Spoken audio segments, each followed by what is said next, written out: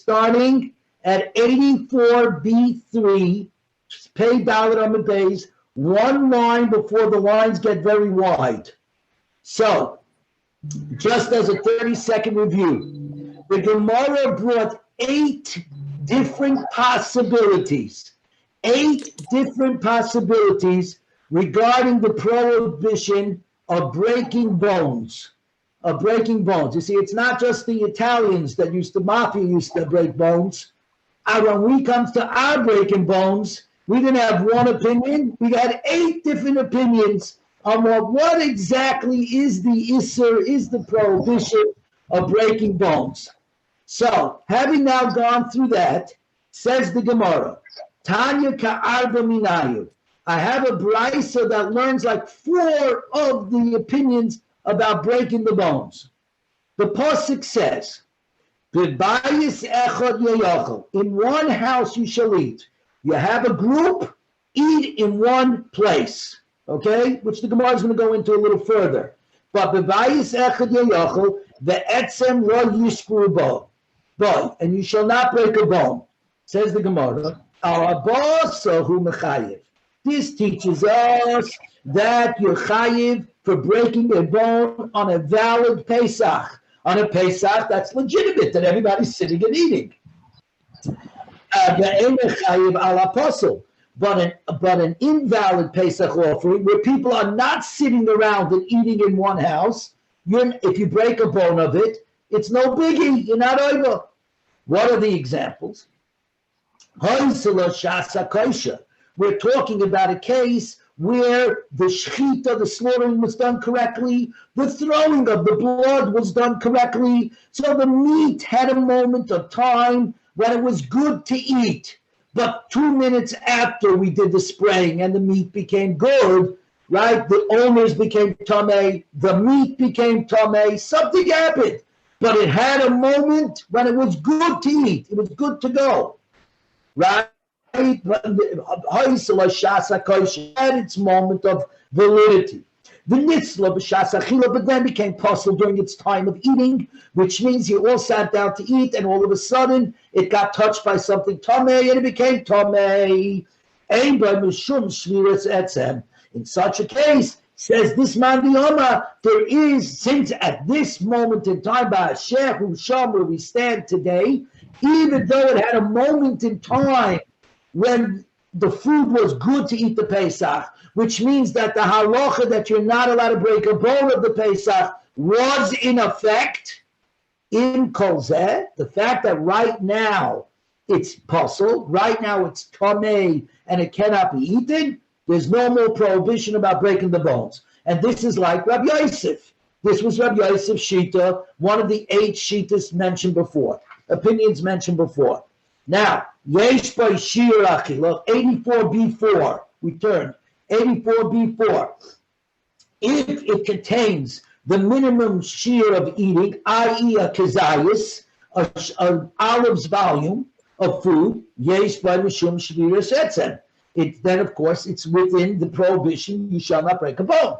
And by Shir Achila, but if it does not have the minimum shear, the minimum volume of a olive, a shir achila, a shir kezayis, and by mishum shviras etzem. It's not in the subject of breaking the bones. Okay, and this is like Ravina. That's what Ravina said before, that if there is not a shir achila right there, which i.e. means the size of an olive, there's not a volume of an olive, you're not within there's no prohibition of breaking the bones. Keep going, says the Brisa.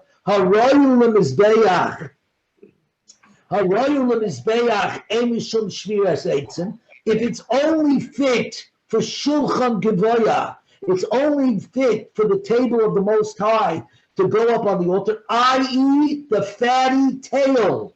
If you remember the Alya, the fatty tail goes completely up to the Mizbeach. If it goes completely up to the Mizbeach, then the fatty tail of the sheep that was brought for the Korban Pesach, that, since I can't eat it, it's only for Hashem on his Mizbeach, that's okay. If it breaks, if you break the bones, there's no prohibition. And that, of course, is just like Rav Nachman bar Yitzchak before. And b'shas, and further, b'shas achila, yesh by b'shum shvuas etzem. If we're talking about the night of the 15th, the first night of Pesach, the Seder night, that's the time when you're supposed to eat the covered Pesach. That's when you have a prohibition, do not break a bone. But if it's not at the time of eating, i.e., it's still the afternoon of the 14th, it's Erev Pesach, I shechted the covered Pesach, and for some reason I'm playing around with the carbon, I get hungry, I need a snack, when I'm not supposed to be eating from this covered Pesach, and you break a bone then, it's not in the rule of breaking a bone. Okay, and that's exactly like Shita Sabaya. Exactly. So we've got a Bryce here that covers all four. And the Chiddush here is, on the last one, Abaya is always the hardest one to understand. Because the reality is, I slaughter in order to eat. But in Kozez, we know the Rambam is, as the Rambam puts it in his Sefer HaMitzvahs, we're dealing with two mutually exclusive mitzvahs. With one commandment to slaughter, another commandment to eat. Just because the slaughtering is done in order to eat, that doesn't take away from the mutual exclusivity. So therefore, the fact that I slaughtered it doesn't put me into the breaking of the bone prohibition, because the breaking of the bone prohibition is completely tied to the eating. That while I'm eating, don't break a bone. So therefore, even though one was done in order to get to the other one, still each one is mutually exclusive, and the trigger to create the prohibition is that it's now the nighttime of the 15th when I'm allowed to eat the Pesach. That's the difference. So now, says the Gemara, Itma, we learned, a limb that in this section, let's call it the right side of the limb, does not have an olive's volume of meat on it. But the Yeshalav Kazayis possible Makim Acha. But the left side of the limb has more than enough meat on it, has at least a Shir Kazayis, at least an olive's volume of meat on it. There is a problem of breaking the bone. Rav Shimon ben Lakish says, there is no problem with breaking the bone. So they're really going on Rebbe's issue before. Rebbe is the one that said before, if it contains a minimum shear, right, other than Yesh B'Mishum Shemir Etzem. If it doesn't have a shear, there's no din of breaking the bone. They said, what exactly is he talking about? And the Gemara now goes and explains. Eisvei Rabbi Yochanan the Reish Shlem Zumei Lakish. Rabbi Yochanan challenges Reish Lakish. Again, Rabbi Yochanan says there is a rule. If one part of the bone has enough meat, there's a problem with breaking the bone. And Reish Lakish seems to be saying when one part of the meat has enough meat, but the other part does not have enough meat, there's not a problem with breaking the bone. So what are we talking about here? The pasuk says as follows: "The etzem loy tishburu boy, and you shall not break the bone in it. Tishburu boy in it, which means echad etzem sheyesh kazayis basa." Does this mean both a bone that has an olive's volume of meat on it, the echad etzem she'ein alav kazayis basa, or no, even a bone that doesn't have a shir achila of a kazayis? My ein alav kazayis basa. What does this mean? It does not have an olive's volume of meat on it. It doesn't have a shir kazayis, a shir achila's meat on it. If you mean to tell me that it has no meat on it at all, meaning it has so little meat on it, it's less than an olive's volume, then why is it even subject to the whole issue, the prohibition of breaking a bone? It can't be, right? The problem of breaking a bone is because it's right to be part of the covered Pesach. If it doesn't have at least a shir achila, i.e. the volume size of an olive, all it is a bone. So something here doesn't make sense. Elulab hachikama. This is what the Mishnah, this is what the Brisa means to say.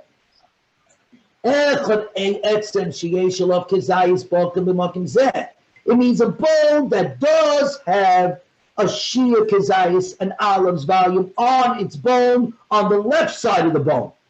And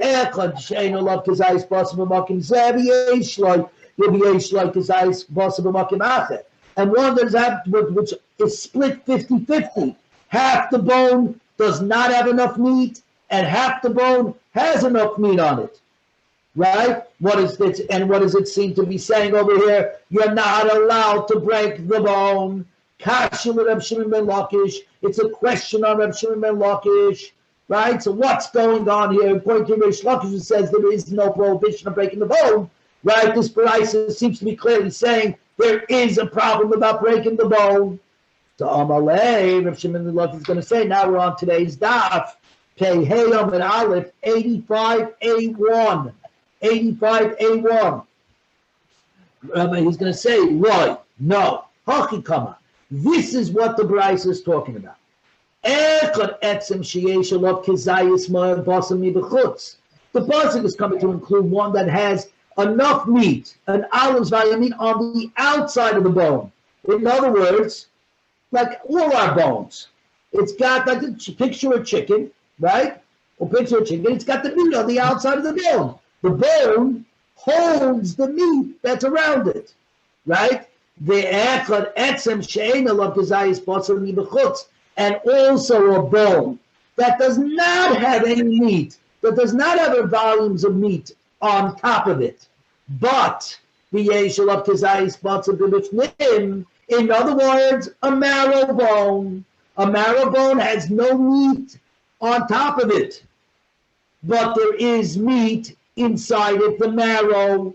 The marrow is in the meat. Okay, the only problem with that is that, of course, we can't get to it, right, unless you break it. So says the Mibraisa b'mokin shabira. That means when we say about this breaking of the bone, that you're not allowed to break the bone, that's when there's meat on the outside and there's marrow on the inside, but only if there's marrow at the point of where you broke it.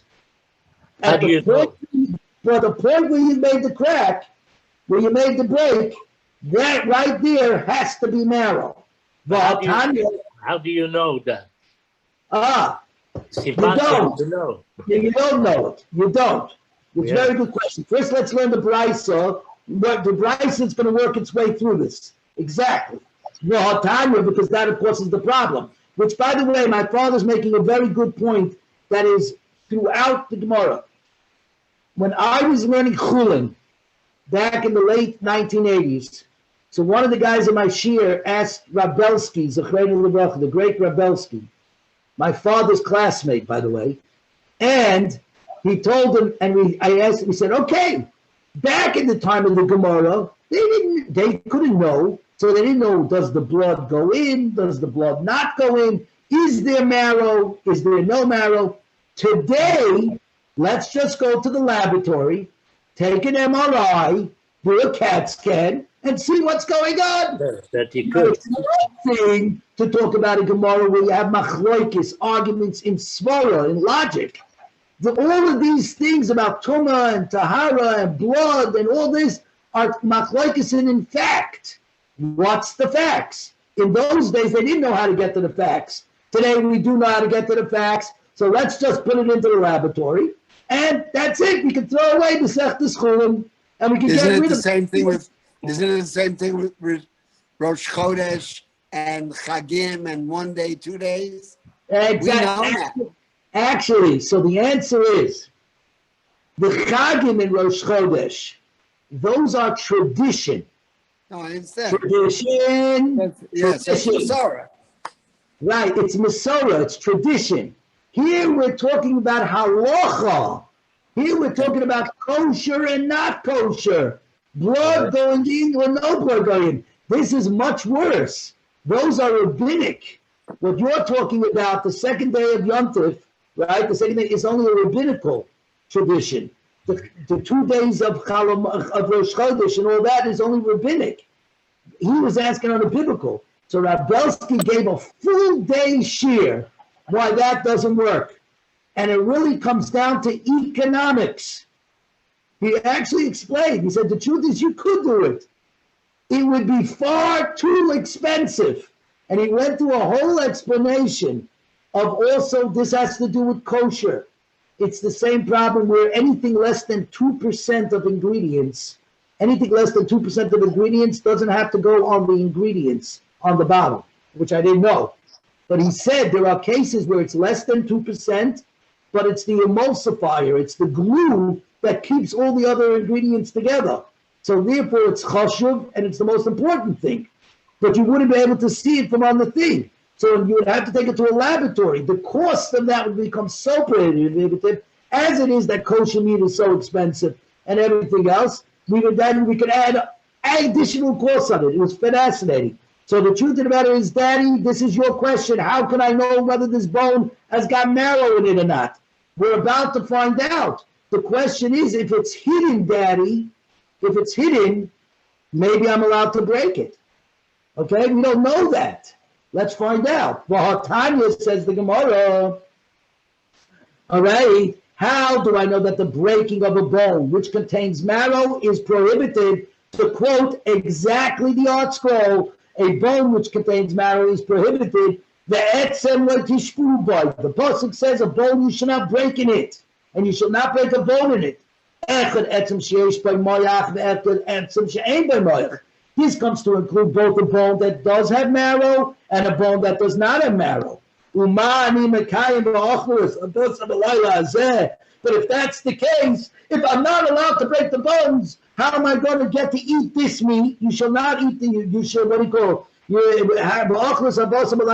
shall eat the flesh of that night, which includes the marrow, says the Gemara. On the basar, on the meat that's on top of the bone, okay? Or maybe also the meat, the flesh, the marrow that's inside the bone. My father asked the question, but we've been talking about the whole time. You're not allowed to break the bone. How are you getting to the marrow? So hang on a second. But if you're going to say that even I'm allowed to, yes, eat the marrow inside the bone, right? Then what am I going to do about the fact I'm not allowed to break the bone to get to the marrow? So says the Gemara, be'etzem, elamai, you want to say, be'etzem she'ei by moyach. You should say that this thing that says that the bone you shall not break is only on a bone that does not have marrow. But a bone that does contain marrow, maybe you are allowed to break. Break it and eat it. You got the problem that it says the etzem l'tishbu boy, which seems to include even a bone that does have marrow. Because we have a rule, because the asay should come and push off and override the positive commandment of eating the korban Pesach should override the negative commandment that I'm not allowed to break the bone, because we have a rule that an asay is doicha lois asay. A positive commandment overrides a negative commandment. So in this case, we have a positive commandment that what? That we have to eat the korban Pesach. And we all agree that the marrow is part of the korban Pesach. So let me break the bone. Breaking the bone is the issur, is the prohibition of breaking the bone. No biggie. The asay, the positive commandment of eating the korban Pesach, will override the lois asay, the prohibition of breaking the bone. And you know how far this goes? Because, once again, I'm going to use our example of my father and I. We are in Avelos, right? Do you know why that Yom Tif does away with Avelos? Or Aminus? If a person dies right before Yom Tif, a person still has Simcha? Because the asay of the Rabbin of Simcha is doicha, the asay of the Yochid of Aminus. That's even in that case, when everybody has a mitzvah say, it's a communal positive commandment, and you only have on yourself a individual positive commandment. your individual positive commandment is overridden against the communal positive commandment. Certainly in the case of a positive commandment overrides a prohibitive commandment. So maybe I could say in our case, you are allowed to break the bone when there's marrow in it, because the marrow is meat of the Korban Pesach, and the mitzvah of eating the Korban Pesach will override the Isser, the negative prohibition of breaking the bone. Kishu Oimer, when the Pasuk says a second time, the Etzem lo yishburu boy b'Pesach Sheni, when by the second Pesach of Yud Daled Iyar, the Pasuk again says, a bone you shall not break. She'ein Tamalam, it doesn't need to say it, because with regarding to this Korban Pesach Sheni, regarding the second Pesach, the Pasuk says, Sharei Kvar Named, the Pasuk already said, like all the decrees of the first Pesach offering, you shall make, which means that the second Passover offering has all the rules of the first Pesach offering. One of the rules of the first Pesach offering is you shall not break the bone. So I don't need to specifically say that out again by the second Pesach. So why does the Torah go out of its way? Why does the Torah go out of its way to tell me a second Pasuk by Pesach Sheni that once again you're not allowed to break the bone of the second Passover offering a month later? I already know that because it's within the rules, the overall rules of Chok Kukas HaPesach. All the rules of the first Pesach apply to the second. Therefore, the reason why the Torah went out of its way to tell it to me again by the Pesach Sheni,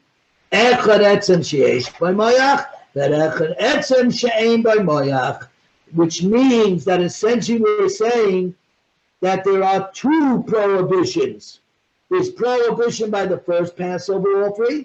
There's a prohibition by the second Passover offering. The second Passover offering has another pasuk that says it has all the prohibitions of the first. So I didn't need it to specifically say it by the second. It turns out I have two against one.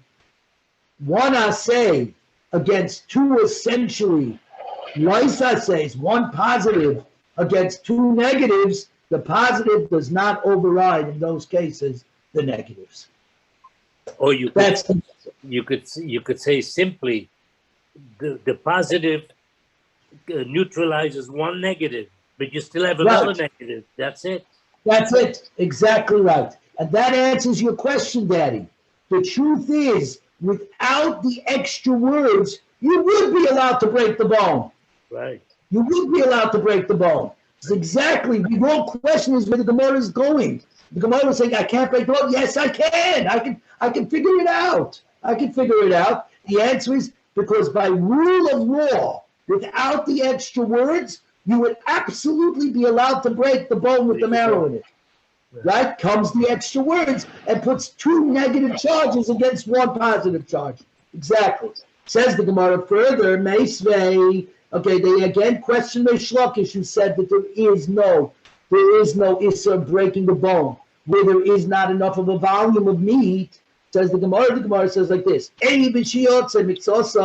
part of the limb of the Pesach goes out of its boundaries, leaves the wall of Jerusalem, goes outside the wall of Yerushalayim. What do we say you have to do? One cuts the flesh until you hit the bone, then you take a knife, you peel away the flesh until it reaches the joint. So in other words, picture a chicken leg, that's, the poke, what we say in the Yiddish, the pokey, the leg, which is attached to the other part of the chicken and has a joint, right? So how do you do it on Shabbos if you only want to eat the leg? You have to carefully separate the joint. You have to separate the joint from one part of the chicken to the other without actually breaking the bone, right? So now, as you cut it away, you cut away the meat. So now all you have is the bone by the joint, and then you cut off the entire bone over there. So frank the Gemara. The Iyamid, if you're going to say,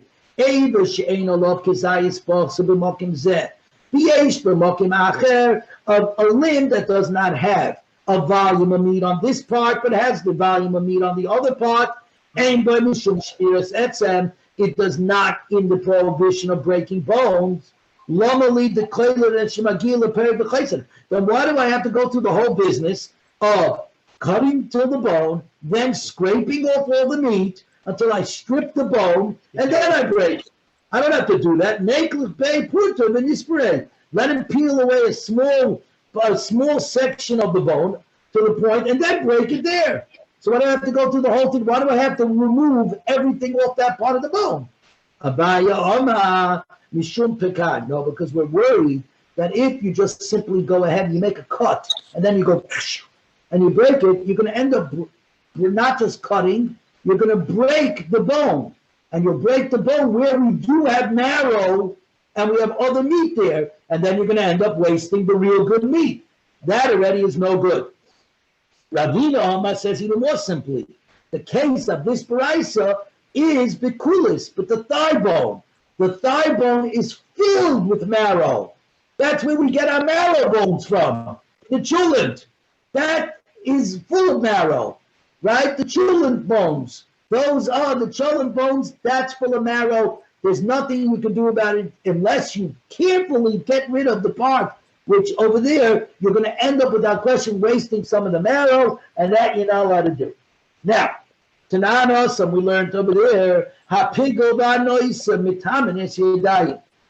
and noisa contaminate the hands when you touch them. What's pigel? Once again, a guy brings a carbon, and the kohen goes ahead and has a bad thought. The kohen says, I'm slaughtering this, or I'm spraying it with the intent that it should be eaten after its time frame.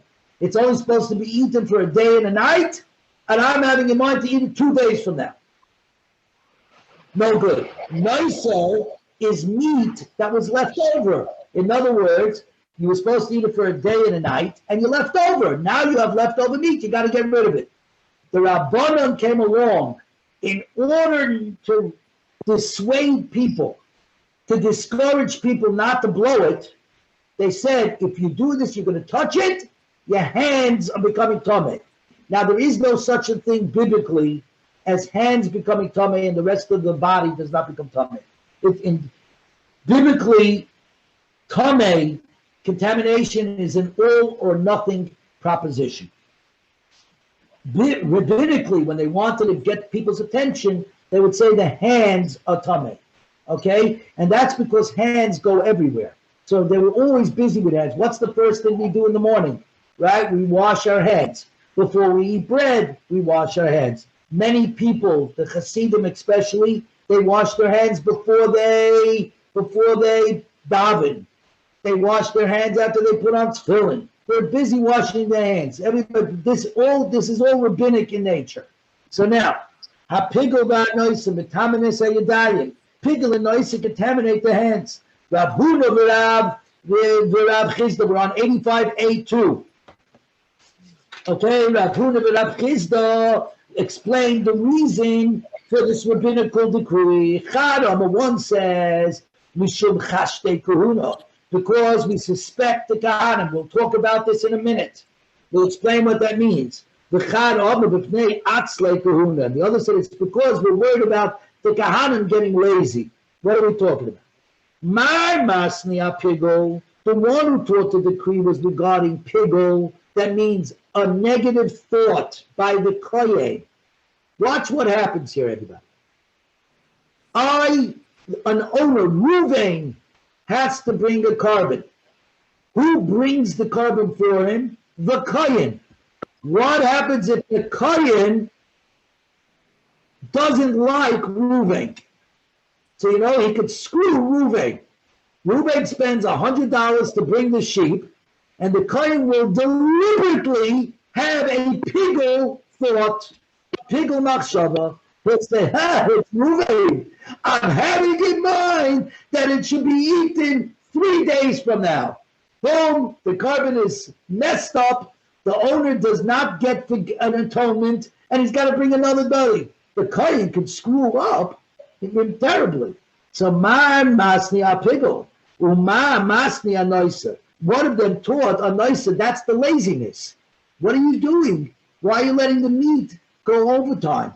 You knew that you were supposed to eat the meat or give it to the owners and make sure you got them, make sure that the owners eat them in time, or you eat your portion in a day and a night. It's a laziness that you didn't eat it up in time.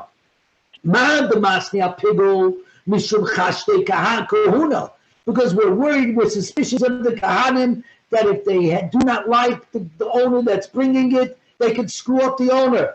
So the Rabbanim went ahead and said, if you go ahead and you have a thought, a pigel, I'm going to make your hands tummy. You cut in your hands are going to become tummy. And that will dissuade them. Tosfos asked the question, if the Kain is such a rasha, if he's so evil that he'll deliberately go ahead and have a machsheves pigel, will deliberately go ahead and try to mess up the owner and force him to spend another $100 to buy a korban, he's going to care whether his hands are tameh or not? And you know what Tosfos answers? Yes. People are strange. They'll go ahead and screw another human being. But Tumah and Tahara, oh, no. This we can't get anywhere near. Right? This we can't get anywhere near. In Yiddish, we call it kosher chazafisel. Right? A kosher feet of the pig. In other words, you're very, very holy. You're holier than thou when it comes to the purity and contamination. Screwing another guy. In other words, we say you're worried about Yeredeya in Shulchan Aruch. You're not worried so much about Choshe Mishpat. Right? And this, unfortunately, is something we all have to keep an eye on. In many places. I don't need your kabbanis. In many places, in the Navi especially, in Yeshaya, Yecheskel, Isaiah, Ezekiel, all of them say, Hashem says, I don't need your kabbanis. If you can't treat your fellow human beings normally, what do I need your kabbanis for? What, you think you're so holy because you're bringing about kabbanis? I don't need the kabbanis. Treat your people better. Right? This happened, all of them. And the Churban Bayis really came about because exactly this, where they got the priorities all messed up. So this is a case, says Tosfos, where the Kahanim have their priorities all messed up. And the one who says a noisa leftover meat, it means they didn't do anything wrong, but they didn't eat up all the meat in its time frame. And they said because the Kahanim are lazy. The Kahanim shouldn't have eaten up their portion. Or they should have followed up with the owners to make sure that they were eating up their portion. They're not really they're not disagreeing that but the only thing that they disagree in is what's the measure, what's the volume that triggers pigel and ice. Marmasni kazayas. The one of them taught that it is a kazayas, a volume, an olive's volume, that triggers pigel and ice. Umar Masni Kibeya. And one says it's an egg's volume, which is a larger volume than the olive. Okay? Man the Masni Kazayis Bi Surah. The one who says it's an olive's volume goes according to the prohibition. We all know what is a shir achila. What's a shir achila? What is the volume to eating biblically?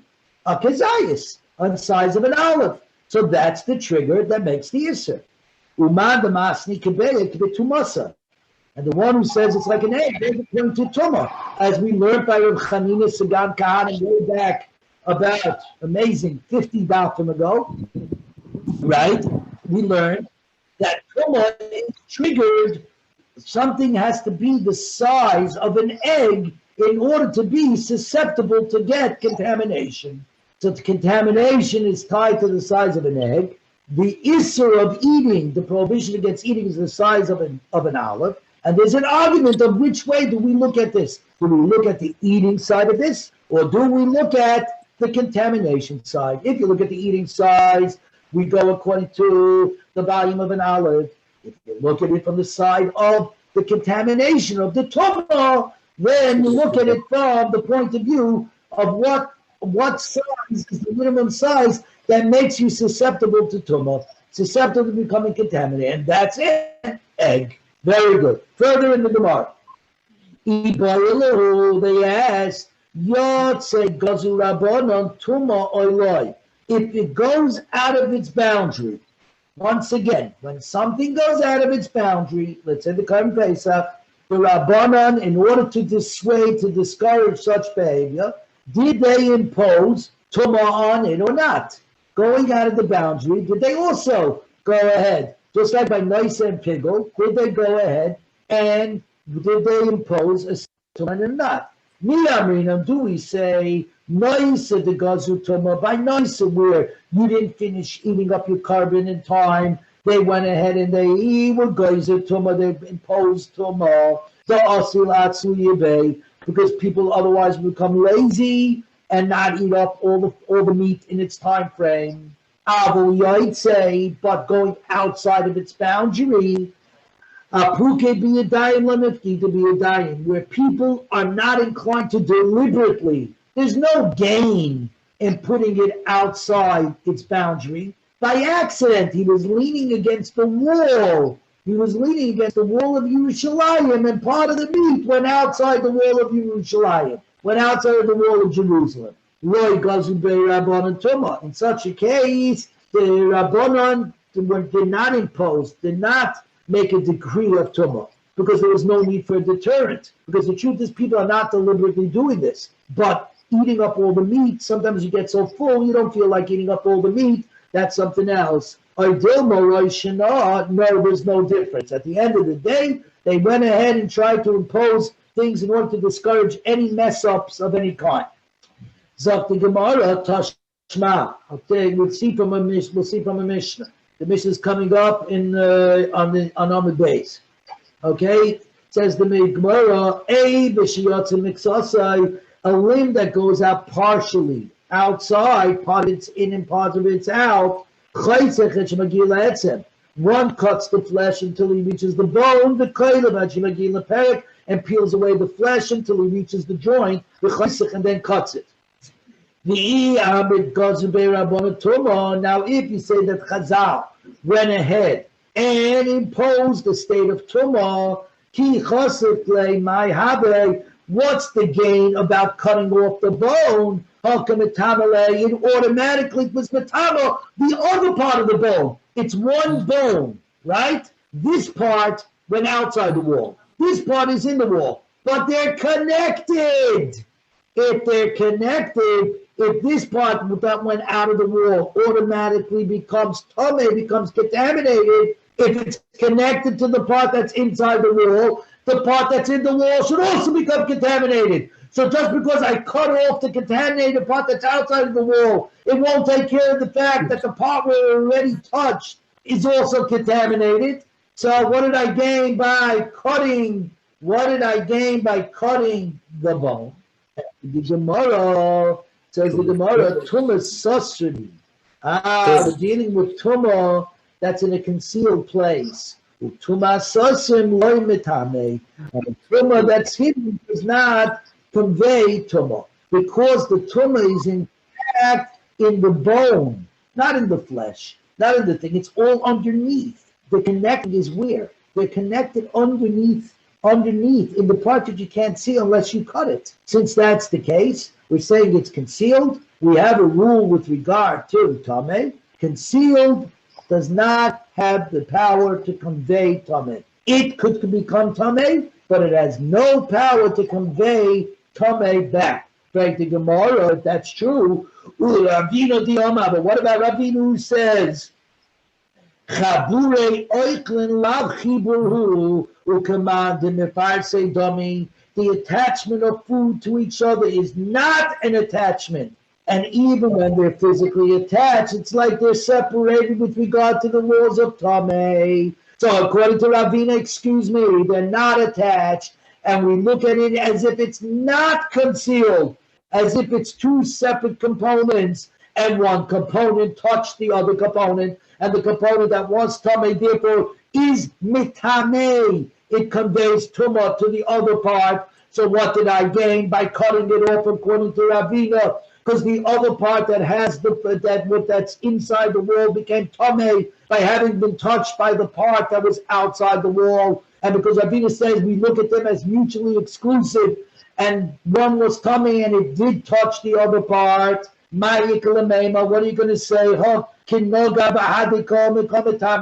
The two parts of the carcass are touching each other, and therefore the part that projected outside contaminated the part that was inside. We are now on 85A3. 85A3. We're heading to the bottom of the Yomit.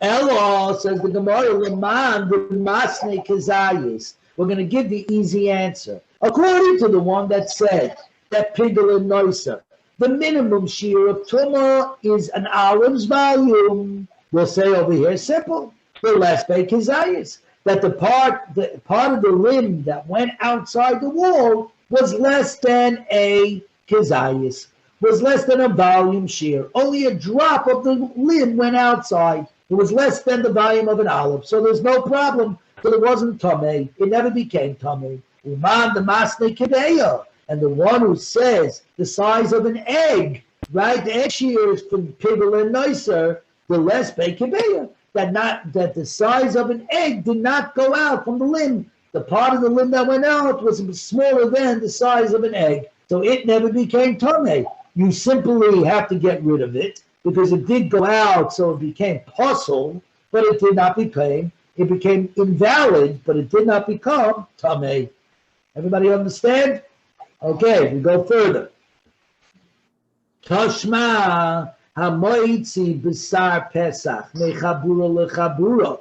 Now, if somebody takes out meat of the Pesach from one group to another group. So now we're getting to over here. Before it said b'bayis echad, in one house you shall eat. That means one group should be in a house. From there we learn that a person is not allowed to take meat from one group in one house and leave the house and go to another house. But what about if you have a big dining room?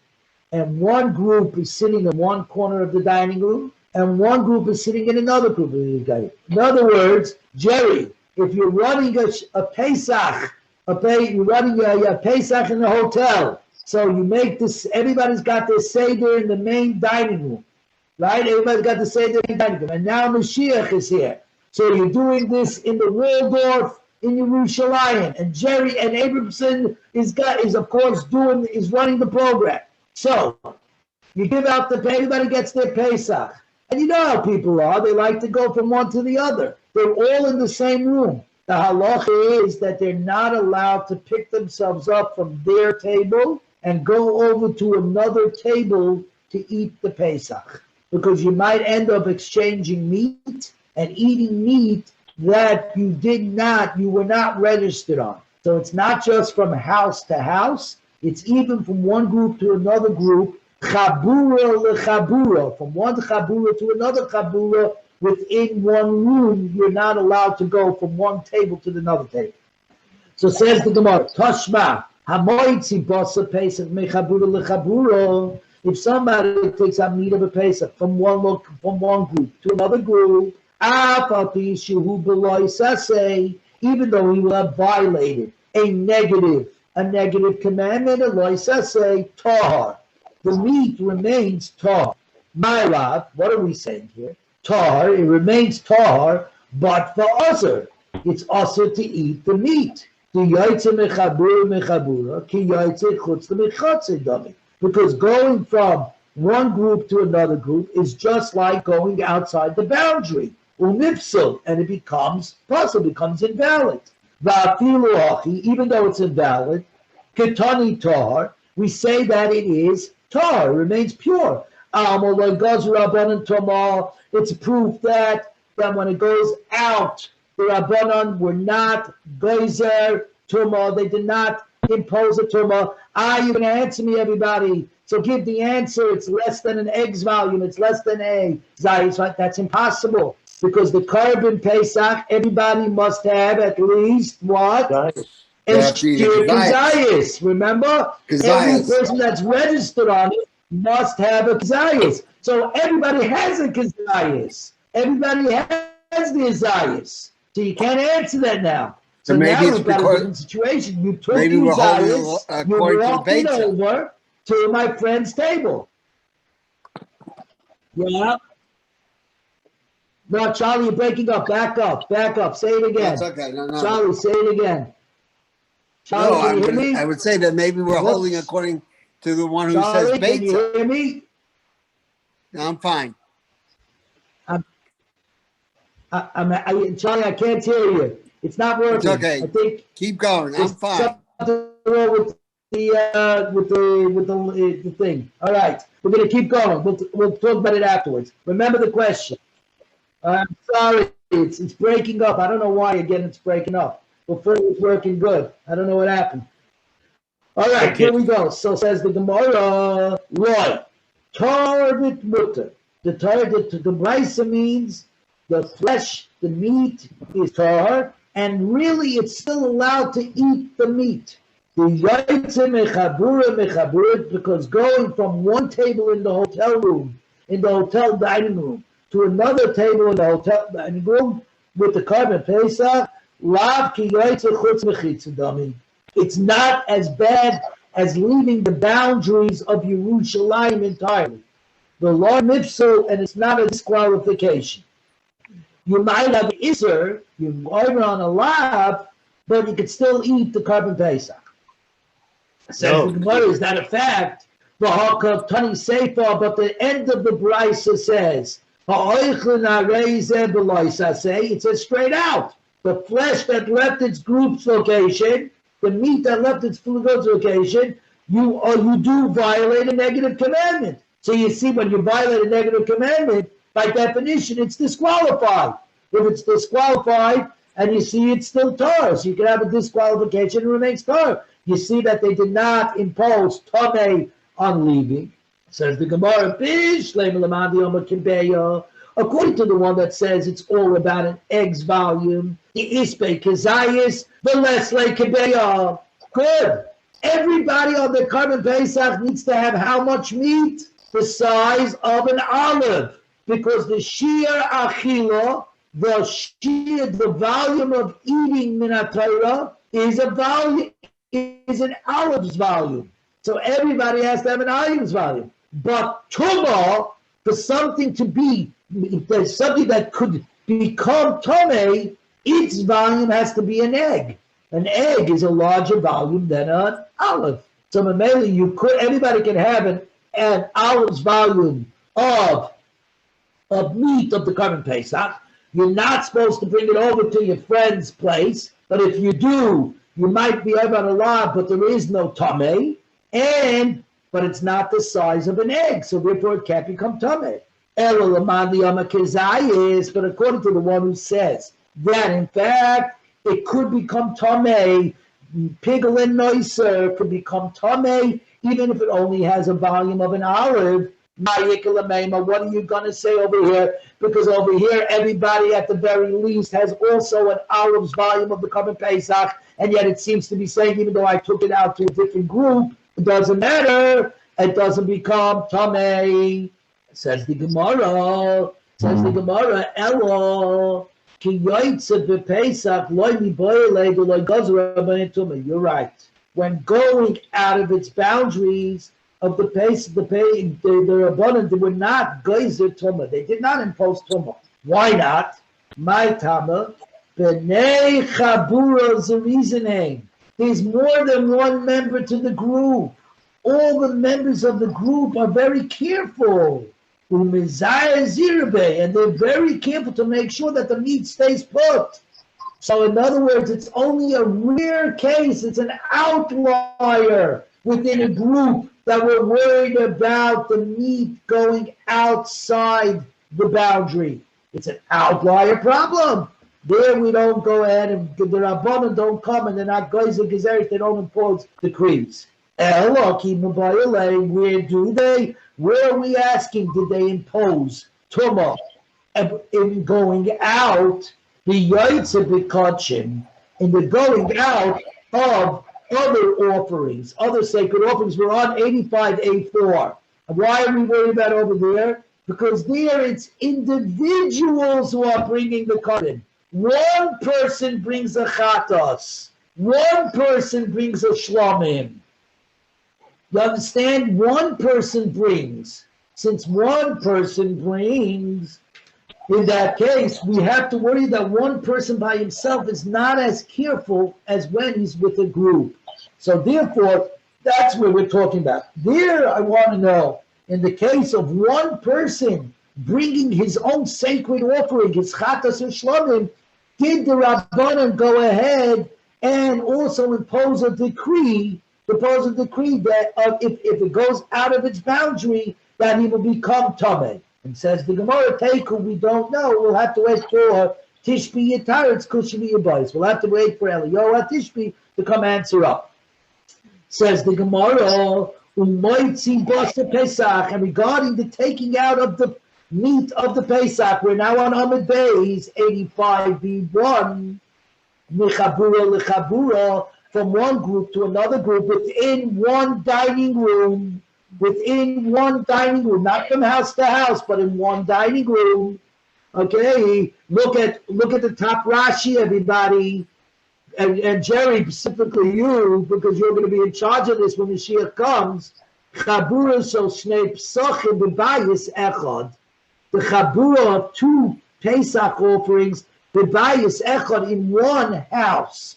So again, how do I know that even in one dining room, Jerry's going to have to make an announcement? Everybody, I'm reminding you the halacha is you're not allowed to carry your Pesachs from one table to another table. You have to stay at your table to eat it. You're not allowed to walk around with it. Social distancing. Social distance. What? That's social distancing. That's correct. Social distancing. Right. Very good. Very good. I didn't think about that, but you're right. Netanya, loiseitzi min habayis, from a house, min habosa chutza. You shall not move any meat from the house to the outside. In other words, you shall not take it out of the house. I've learned that you're not allowed to remove the Pesach, the meat of the Pesach, from one house to another house. How do I know from one group to another group in the dining room we're not allowed to? Look at the pasuk. It says, you shall not remove any of the meat from the house to the outside. To the outside. What do you need the word to the outside? Just say, you shall not remove any meat from the house. What else do I mean? If I'm removing meat from the house, it means I don't remove meat from the house to the outside. What do I need the extra word chutza? Telling me chutz lachilosai, meaning outside of your place of eating. As you know, in the dining room, everybody's assigned a specific table. Everybody, as Jerry can tell you, at these hotels, everybody wants the corner table. Everybody wants the corner table, not the table in the middle of the room. So everybody gets their table, and that's that, right? And that's it. You cannot remove chutzah, not from one location to another location. Let's get to the Mishnah. Omer Rabbi Ami, says Rabbi Ami, Hamoitzi bosa Pesach mechabura lechabura. If somebody removes the Pesach offering, their Pesach offering, from one group to another group, einay chayiv ad sheyaniach. Interesting. You picked up your piece of meat, you're walking it across the room, you're not chayiv until you put it down at the other group. In other words, an akira v'hanocha. Akira, a picking up, v'hanocha, putting down. Where do I know these rules? Very good. Because the Gemara says, hoitzah, the expression of removing ksiv b'Shabbos is written with regard to Shabbos. Ma Shabbos, just like in Shabbos. One is not over on the Aveira of carrying on Shabbos from a private domain to a public domain, from a public domain to a private domain, or even carrying before Amos and the Rishis Arabim. unless he performs a lifting of the object in one domain and and placing down in another domain. He picks it up in his private property and he carries it out and puts it down in the public domain.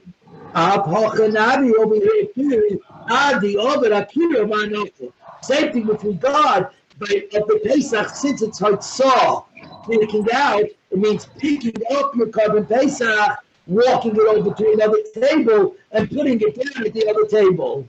Interesting. Most of Rabbi Mamano says Rabbi Mamano, they used a sub-moipus. If they were carrying out the bulls and the he-goats that are burned in the courtyard, out of the courtyard poles. What is this talking about? We're talking about the inner chatas, the inside chatas. If you remember, we said those chatases, those special chatases that are brought in the inner sanctum, i.e., were completely burnt, nobody ate them. In other words, the chatases that were brought on Yom Kippur, or where there was a communal offering because there was a mistake made. Bezdin made a mistake. Bezdin made a mistake in an halachic rule, and so now you have to make a communal chatas for everybody. Those were brought inside, and after they were offered up, their flesh and their hide and everything else were put onto two poles. Picture the picture of grapes, the famous picture of grapes. People were holding the pole on one side, people holding on the other side, and the stuff that needed to be removed were draped over the poles, and they were carried outside the courtyard to be burnt outside. But here was the rule. The rule was also not only have to be burned, but the ones who were dealing with it became tamei the moment they walked out of the courtyard. They automatically became tamei. That was the halacha. They became tamei. So now, because says the Mishnah, they were carrying out the bulls and the he-goats out of the courtyard, out of the Azara on these poles. Harishonim, that means the first guys out, the guys who were holding the poles in the front. Yotzim chutz l'chaimis ha'azara, when they came out beyond the wall of the courtyard, v'achronim lo yotzu, but the guys in the back, because these poles were enormous, so the guys in the back are still inside the Hazara. Harishonim and Tamei begodim. The front guys became Tamei. V'achronim and Tamei begodim. And the back guys did not become Tamei until they too emerged, come out of the courtyard. So what do you see? That the guys in the front contaminate their clothing. They're obviously because they removed the carcass that has to be burned from the courtyard. The whole Loinoch, well, we got a problem. They never put it down. We just said that Haitzah, removing requires a picking up in one domain, carrying it out, and putting it down in another domain. These guys did not do that. They're carrying it. They still haven't put it down. And yet, what are we saying? They became Tamei. They became Tamei as soon as they left the courtyard, but they never put it down. And for the Gemara, 85b2, this is where we're stopping at the Mishnah, 85b2. Rabbi asked the question, and then he quickly gave an answer. It's where the carcasses were hanging over the pole and were dragging on the ground. Whereas Rashi explains, in fact, they weren't dragging on the ground, but they were within three tevachim of the ground. And the rule is, when something is within 3 tefachs, those are handbreadths, the size of a hand, 3 of them are up. There's a rule called lavud. We look at it as if it's attached. If something gets almost to the ground, but not quite to the ground, it's considered to already be resting on the ground because of the word lavud, meaning lavud looks at it as if it's already there. because it's so low to the ground that young goats can't run underneath it. That's the rule. So therefore, by Glovud, it's considered already on the ground. If it's considered on the ground, it rested on the ground. It rested on the ground outside the courtyard. It rested on the ground outside the courtyard. I've got my akira, where I lifted it up inside the Beis Hamikdash. I carried it out. The carcass is within 3 tefachim of the ground. It's considered to be attached to the ground. I have my anocha. That's an akira and an anocha, and therefore they can become tamei the way we've been explaining the Gemara. Right, everybody, we are at the Mishnah on 85b2, which